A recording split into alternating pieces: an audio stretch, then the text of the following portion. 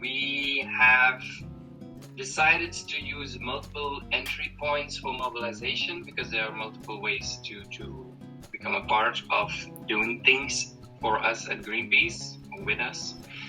We have 3 different ACT pages. One is to become a volunteer, one is to become an e-activist, and the other is to join a local group. And then we have done some thingies in blogs, which I will share as well later on.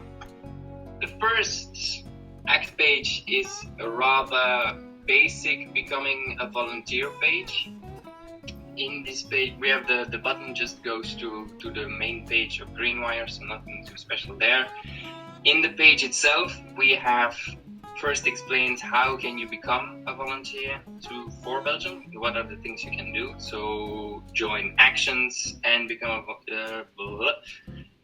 it's early, I'm sorry. Act and join in a local group or become an e-activist. And then here's some information about what happens when you become a volunteer. How much time does it take? How does a welcome day and a formation day look like, and stuff like that. And then we have a very, very old school video which you should totally not watch because we're still in production to make a better one. And then we have the e-activist page. This button really goes to the e-activist page on Greenwire, so you don't have to click around on that place because, let's face it, it's not as brave as before. But besides that, there's some info on the mission, because we often see that there's a lot of confusion when it comes to e-activists. They often think they're going to hack the mainframe and stuff like that, and that's not what we do.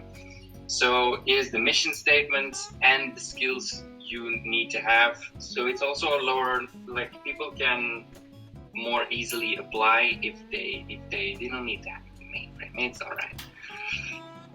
Then, in practice, how does it work?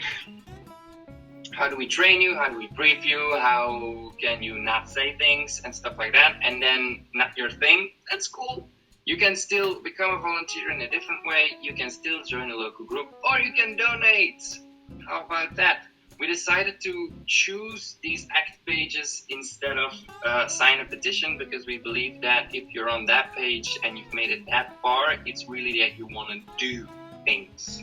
Signing a petition, we don't believe that it will get you the feeling that you really are doing things. So, well, it depends on the petition, but we believe this is better. Then, join a local group. You can see that we have not put a button of call to action. That is a very, very decision that we made. I'm not using words. And the reason will be explained very, very shortly. We first explain what a local group is, because not everyone knows that. Then, very important little piece of information is how much time do you spend at a local group, because a lot of people believe that it will be their second job and they will lose an entire Saturday every week and every night of the weekdays. That's not true. If you show up 1 hour a month, we are so happy.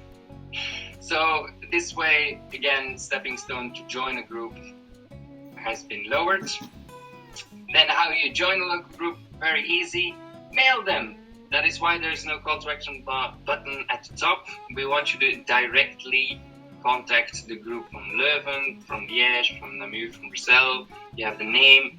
This is a mail too, and then you immediately have the right person and the right place to be. Then, those are the 3 ACT pages. We also use the sidebar thingy. I always forget what it's really called. I'm so sorry.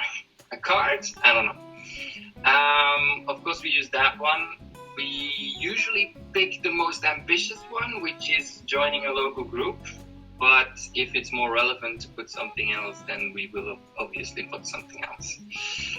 And then we have this little beauty button at the end of the blog. The reason this is a button, as in the ACT pages, see, it's nearly the same, we're not there yet, is because we just simply added a class to it.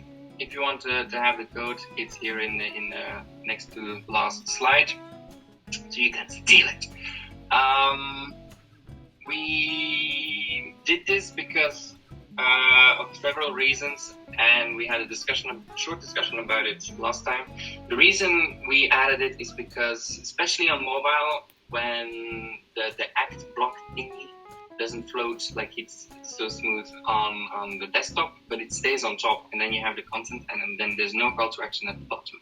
So we added the button so it's a clear call to action.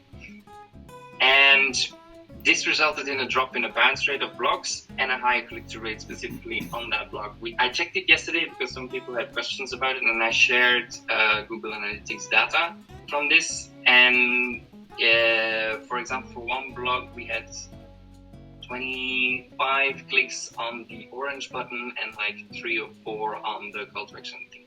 So it really works. We're also working on a version for just in the middle of a blog, but a more subtle one, so it's not like buttons.